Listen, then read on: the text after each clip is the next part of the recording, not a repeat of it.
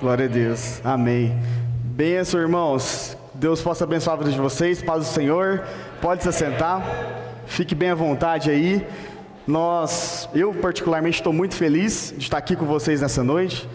Já conheço essa igreja, já me sinto parte dessa igreja, né? O pastor Jefferson, a pastora, a esposa dele, toda a família que nos recebe aqui, todas as vezes que a gente vem, muito bem. A minha esposa esteve comigo no acampamento e hoje ela está aqui também. Hoje eu não consegui trazer os meus filhos, eles estiveram comigo em uma ministração que a gente teve hoje pela manhã, e aí agora a gente preferiu deixar com a minha mãe, né? Mãe é bom nessas horas também, né? Fica com os netinhos lá, cuida dos netinhos.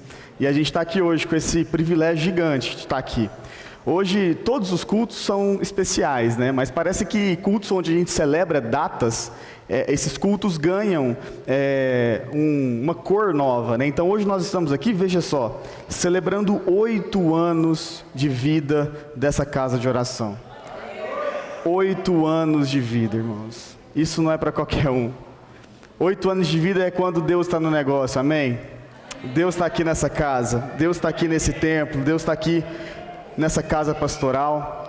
E eu quero falar hoje aqui nessa noite com vocês, nesse culto de celebração, sobre um tema que Deus tem tocado no meu coração ao longo dos dias. E eu gostaria de trazer esse tema à mesa para nós aqui nessa noite, que é sobre uma palavrinha básica, simples, mas é uma palavra, obrigado meu amigo, Deus abençoe, é uma palavra que é fundamental para todo crente, para todo cristão, para todo irmão, para toda irmã. Essa palavra se chama esperança, amém? Esperança é um dos 3 pilares que toda família, toda igreja, todo cristão deve ter. Paulo, quando ele escreve Coríntios capítulo 13, lá no final do capítulo, ele vai falar o seguinte: olha, você tem 3 pilares fundamentais do cristianismo, que é a fé, a esperança e o amor. Então, deixa eu te falar uma coisa aqui. Se você quer olhar para uma casa e entender como que está a saúde daquela casa, a saúde cristã e espiritual daquela casa, você olha e percebe como que está a fé daquela casa, como que está a esperança e como que está o amor.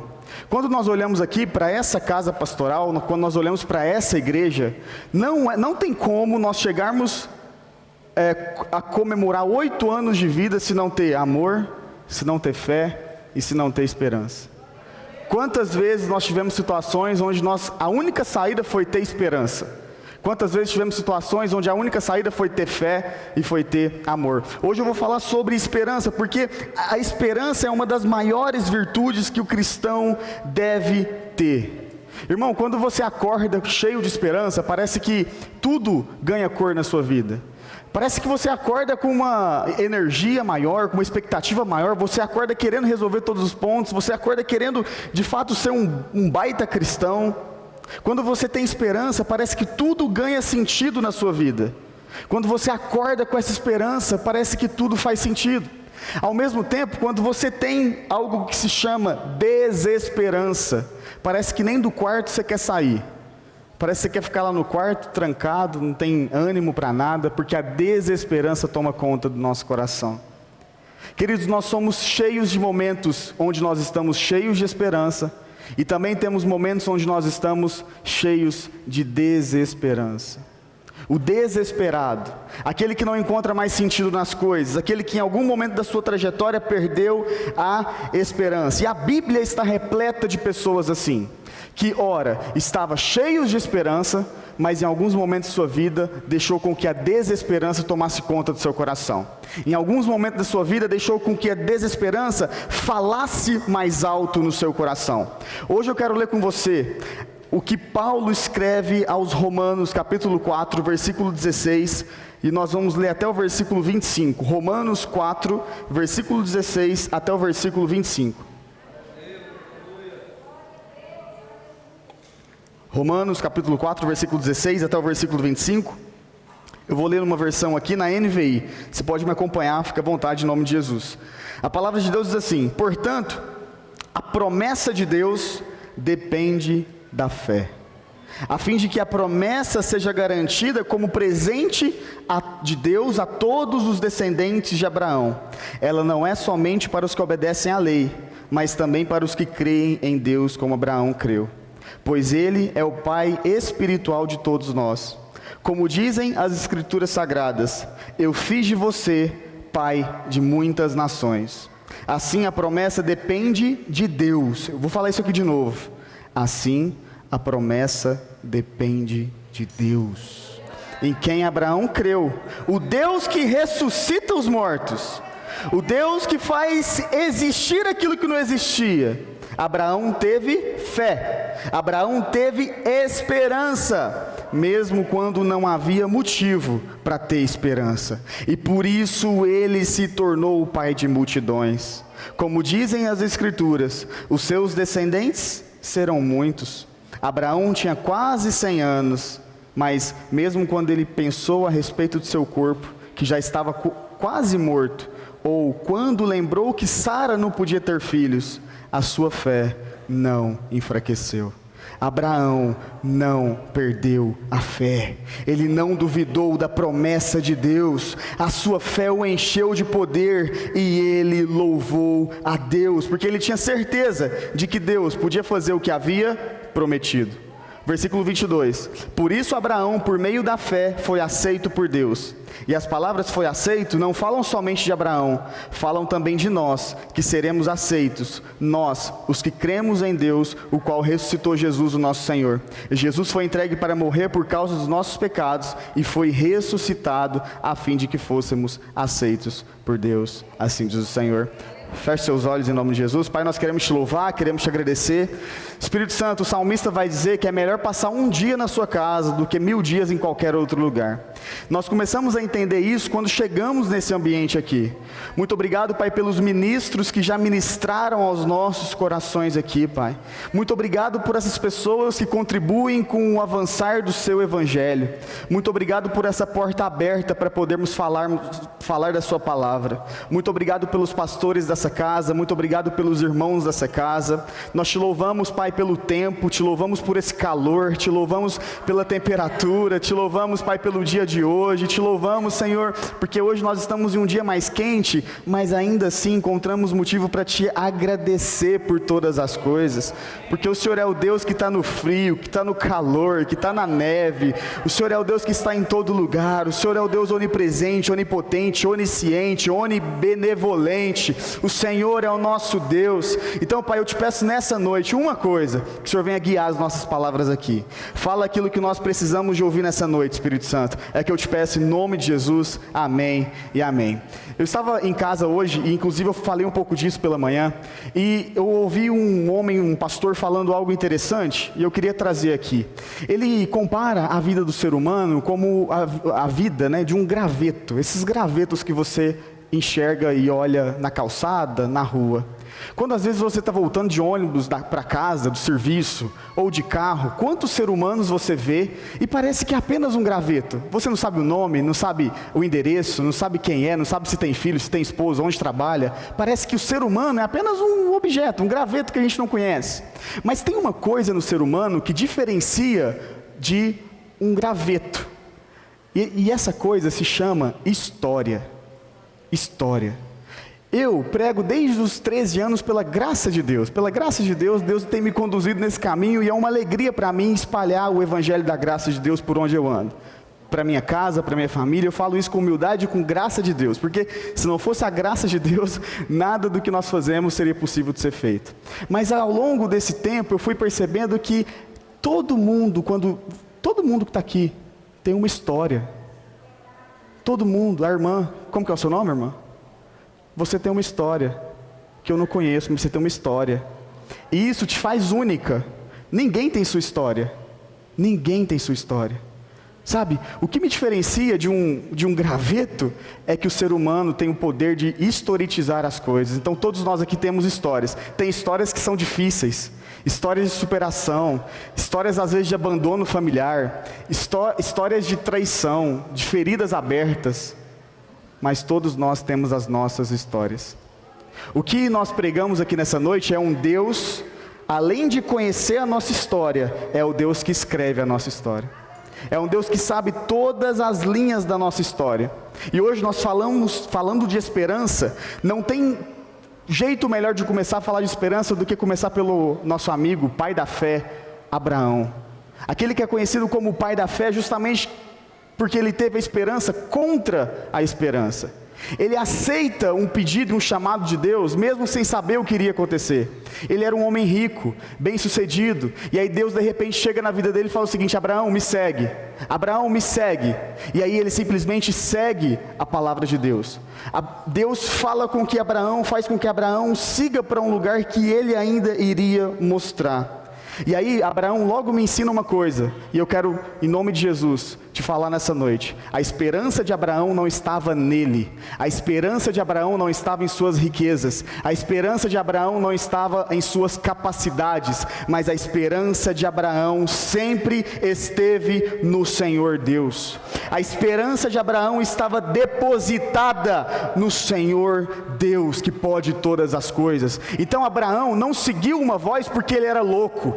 Muito pelo contrário, ele seguiu uma voz porque ele sabia que a voz que ele estava seguindo era de um Deus do impossível, era de um Deus que promete e cumpre, era de um Deus que chama, mas vai junto, um Deus que chama, mas não abandona, um Deus que chama, mas te leva até o fim. A palavra de Deus vai dizer em Filipenses que aquele que começou uma boa obra em nossas vidas, ele é infinitamente capaz de terminá-la. O nosso Deus, ele não é, com todo respeito à classe, mas ele não é como um mestre de obras que começa uma obra e não termina. Ele não é como eu, como você, que começamos projetos e não terminamos. Irmão, se Deus começou algo na sua vida, creia, Ele vai te levar até o fim.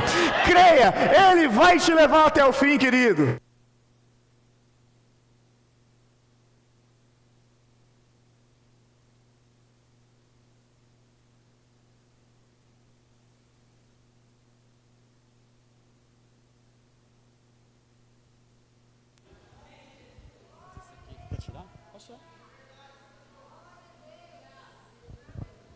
Os irmãos aqui estão muito chiques, esses microfones sem fio assim de lapela, nem sei usar isso. Se Deus te chamou, Ele vai com você, amém? Abraão, escute isso, tem muita gente que fala: nossa, Abraão é doido, como que ele sai da sua casa, larga a parentela, vai para um lugar desconhecido? Muito pelo contrário, irmãos, ele só conhecia o Deus que o chamou, sabe? Às vezes nós somos chamados doidos diante da sociedade, mas é o contrário. É porque nós conhecemos quem está nos guiando. Nós sabemos que Deus está no controle de todas as coisas. E aí, nós estamos falando de esperança. Tem uma palavra que anda coladinho com esperança. Essa palavra se chama paciência. Vira para o irmão que está do seu lado e pergunta assim: você é paciente? E aí, qual foi a resposta? Ô irmãos, ouvi algo interessante. A gente tenta, né? A gente treina a paciência, mas vem cá, entre nós, como é difícil ter paciência, né? Teve um irmão que falou: é verdade, né? Como é difícil ter paciência,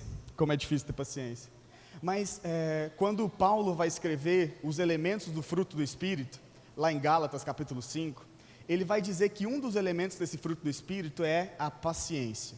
Às vezes a gente valoriza tanto os outros elementos, como a benignidade, o domínio próprio, tantas outras coisas, mas a paciência, querido, um irmão com paciência vai longe, uma esposa com paciência vai muito mais longe, amém, irmã?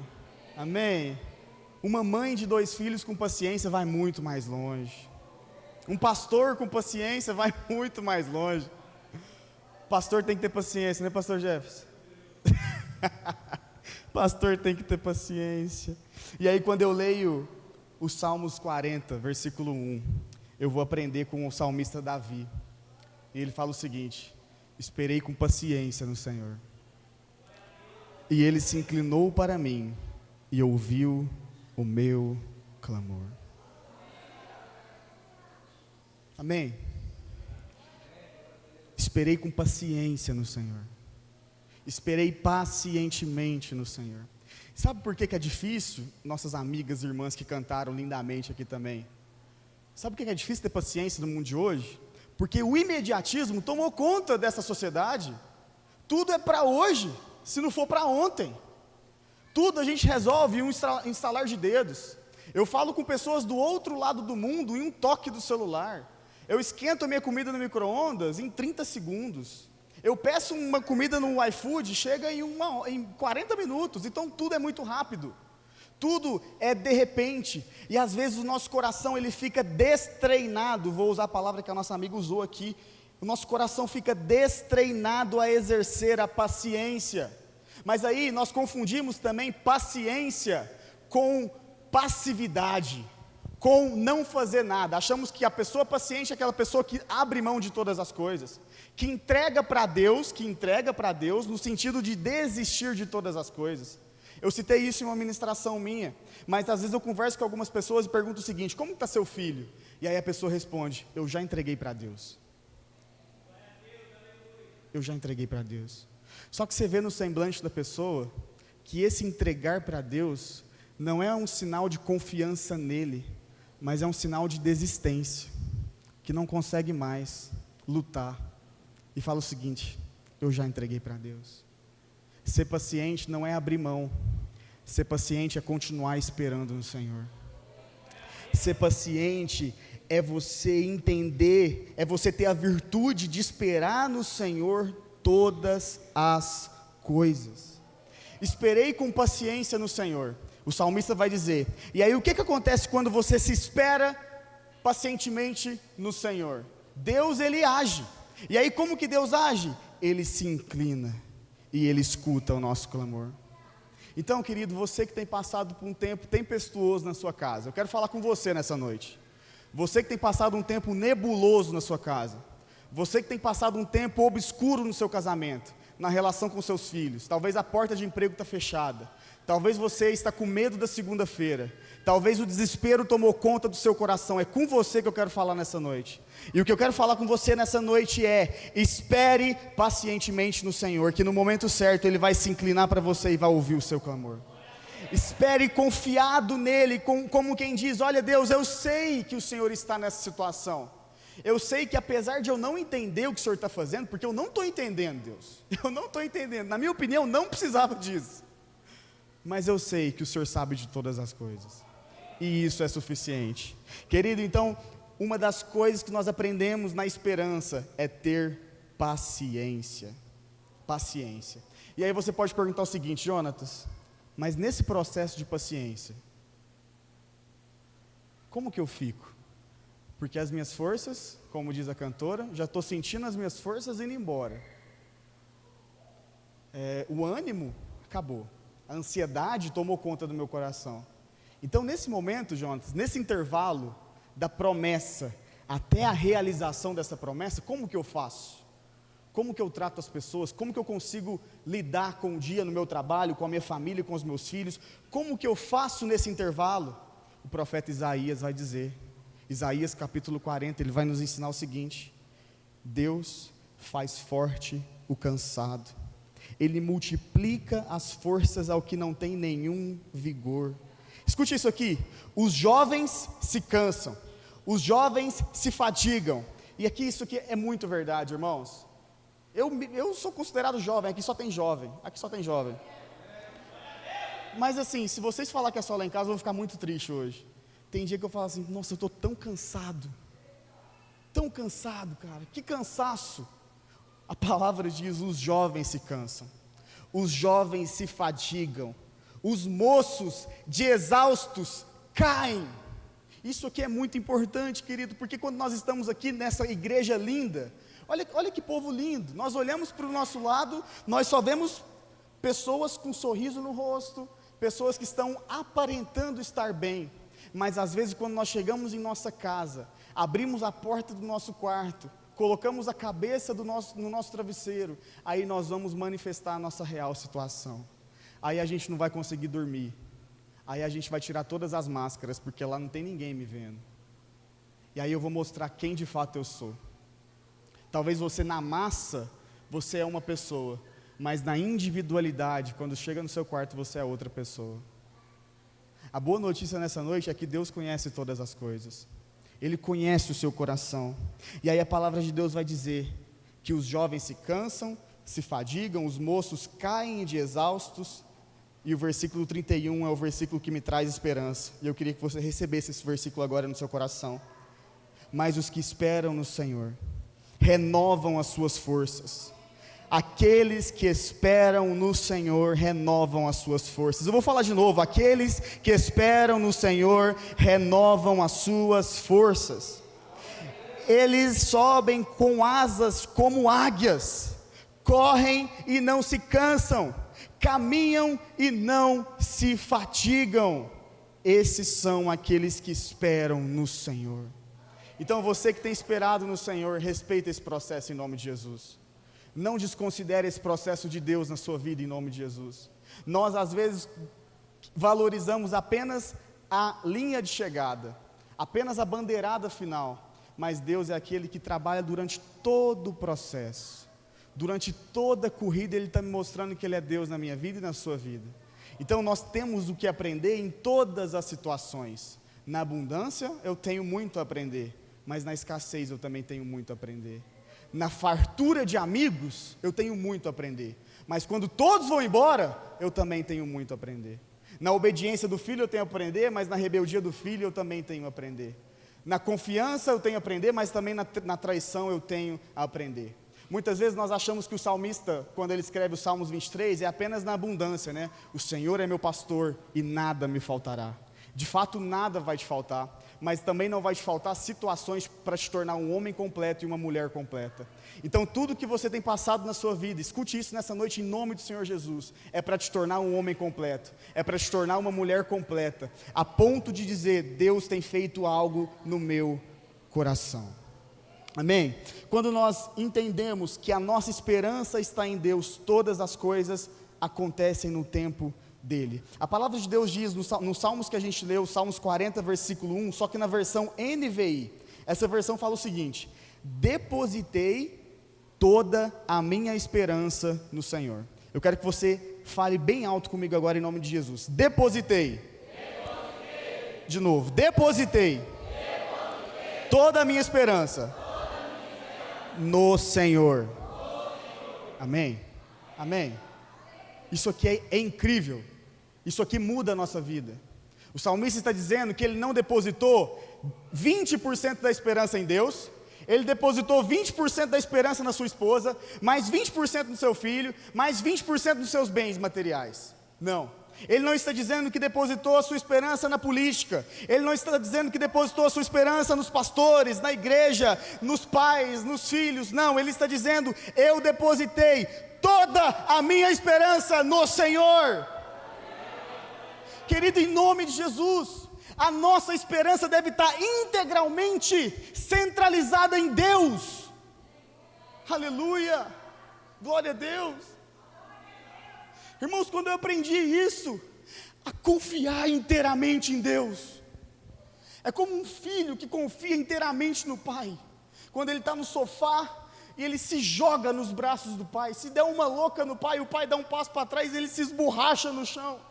Mas o filho conhece tanto o pai, que ele sabe que o pai nunca vai fazer isso. Então ele se joga, ele fala assim: pai, a minha esperança está no Senhor, então eu vou me jogar no Senhor. E às vezes falta isso na gente, irmãos.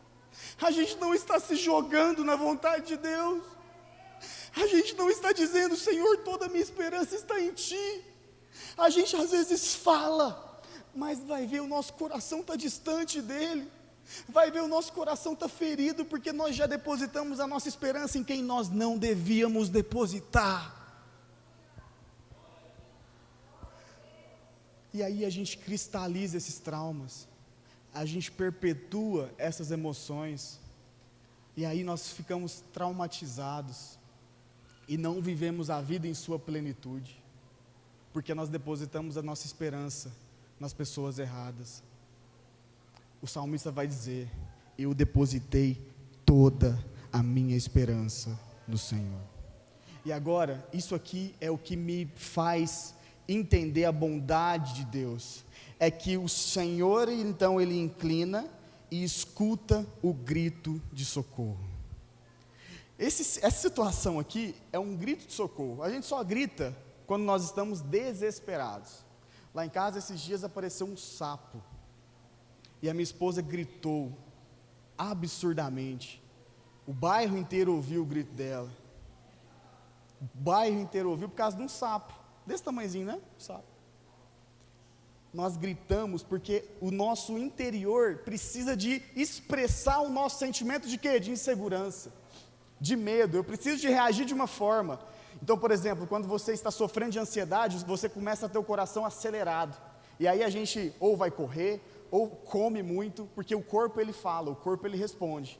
Então, quando eu grito por socorro, é porque dentro de mim eu estou me sentindo com medo, frágil, fraco, inseguro. E aí eu grito. Mas aí nesse grito, irmãos, nós não estamos gritando ao vento. Não estamos gritando simplesmente por gritar, nós estamos gritando porque nós entendemos que tem um Deus que nos escuta. E esse Deus, Ele escuta o nosso grito de socorro. Ele escuta o nosso grito de esperança. Nessa noite nós precisamos de entender que esperança é diferente de expectativa. Muitos de nós nos frustramos porque nós não estamos tendo esperança, mas estamos tendo expectativa. Sabe qual que é a diferença? O sábio Salomão vai dizer, ele fala o seguinte: a esperança dos justos, escute isso, é alegria. A esperança dos justos é alegria, mas a expectativa dos ímpios perecerá. A definição de expectativa é situação de quem espera uma possibilidade. Então, logo, se eu espero uma possibilidade, pode ser que essa possibilidade não aconteça. E aí eu vou me frustrando, porque eu confiei na minha expectativa. Agora, a esperança, ela é incrível. Ela é totalmente diferente de expectativa. Porque enquanto expectativa acredita em uma possibilidade, esperança é a disposição do Espírito que induz a esperar que uma coisa vai se realizar. Enquanto a expectativa acredita na possibilidade, a esperança acredita na certeza. Enquanto a expectativa acredita em uma opção, a esperança acredita na certeza que no momento certo vai acontecer. Nós escutamos comumente o mundo falando que a esperança é a última aqui. A esperança é a última aqui? Quando eu olho para a Bíblia, eu vejo que a esperança, ela morreu sim. Ela morreu. Mas no terceiro dia a nossa esperança ressuscitou. A nossa esperança está viva. A nossa esperança está viva. Querido, a sua esperança não deve estar nos seus bens, pouco ou muito, não deve estar nos seus bens. Sua esperança não deve estar nas pessoas que você ama. Ame sim, confie sim, mas entendendo que a sua esperança integral está em Deus. E ainda que essa pessoa te frustrar, você vai entender e você não vai ficar traumatizado, porque a sua esperança está em Deus, amém, irmã? Esperança é quando você acredita fielmente na palavra de Deus. Tem um autor que ele fala o seguinte: é muito fácil nós falar sobre o que nós podemos suportar ou realizar, mas deixa o Senhor impor as mãos sobre nós e vejamos o que realmente somos. Olha só, é muito fácil eu olhar para mim, para as minhas capacidades e falar o seguinte: olha, eu consigo fazer isso, mas deixa o Senhor colocar a mão na sua cabeça e deixa Ele falar o que você consegue fazer. Deixa Ele falar o que Ele faz através de você. Em nome de Jesus, que nesses dias nós não venhamos perder a esperança, que nesses dias nós venhamos continuar confiados em Deus, aquele que faz todas as coisas por nós.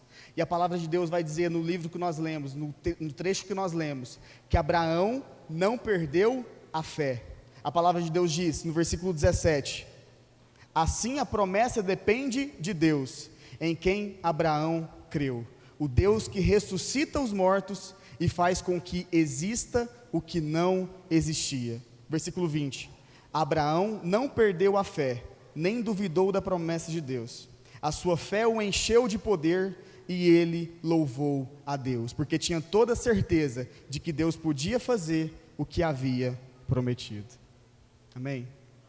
Nessa noite, não precisa de falar para mim, mas pensa aí com você agora, o que Deus prometeu na sua vida?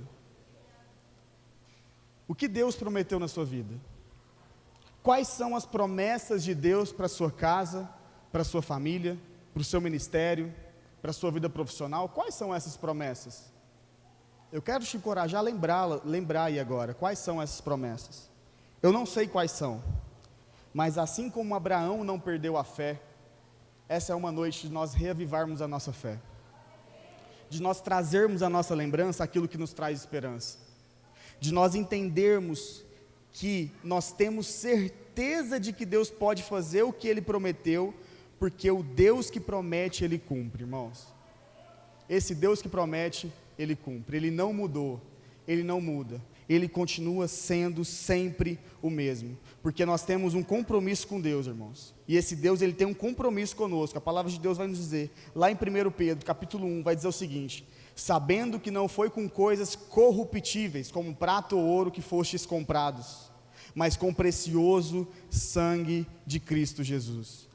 Deus não te comprou com ouro, Deus não te comprou com prata, Deus não te comprou com real, com dólar, Ele não te comprou com nada que é passageiro. Deus te comprou com a moeda mais valiosa que existia, que é o sangue do seu Filho amado.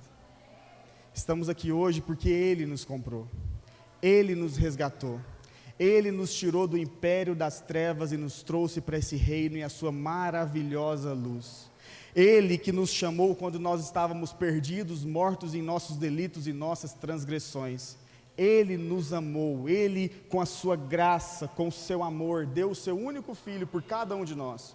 O que me traz esperança no dia mau, o que me traz esperança no dia da doença, no dia do desemprego, no dia da falência, no dia da traição, é que Jesus morreu por mim. O que me traz esperança é que eu tenho um Deus que me ama. E esse Deus, Ele te ama, irmão, a partir não daquilo que nós fazemos, mas a partir daquilo que Ele mesmo fez por nós. Quando Ele olha para você, Ele não vê somente aquilo que você faz, mas Ele vê o que Cristo Jesus fez na cruz por você. E a partir disso Ele te torna uma nova criatura. A partir disso Ele devolve a esperança para os nossos corações. Nessa noite eu quero falar com você e quero fazer um apelo para você. Eu gostaria de chamar o Samuel aqui nesse momento. Nós temos aqui hoje um culto muito especial, porque nós estamos celebrando 8 anos aqui de casa de oração. Nós estamos celebrando 8 anos de ministério profético aqui. E eu quero, nessa noite, fazer uma oração com você.